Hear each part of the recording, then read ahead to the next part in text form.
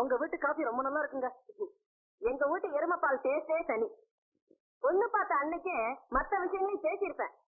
இருந்தாலும் என்னை பத்தி நீங்கெல்லாம் தெரிஞ்சுக்கணும் இல்லையா? அதுக்காகத்தான் எங்க ஊருக்கே உங்களை வரவழைச்சேன். அது இருக்கட்டும், கல்யாணத்துக்கு உங்களால எவ்வளவு செய்ய முடியும் நீங்களே கேளுங்க.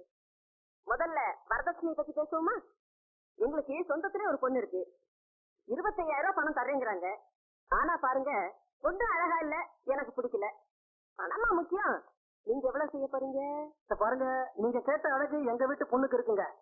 பணமும் முக்கியம் இல்ல அப்படின்னு நீங்க சொல்லிட்டீங்க. அதனால பொண்ணை வைக்க வேண்டிய இடத்துல நாங்க பூ வைக்கிறோங்க. ஒரு 500 ருபீஸ். எவ்வளவு? 500 ருபீஸ். அப்போ நம்ம நண்பர்களாவே இருந்துருவோமே. சரிங்க. அப்படி சொல்லிட்டா எப்படி?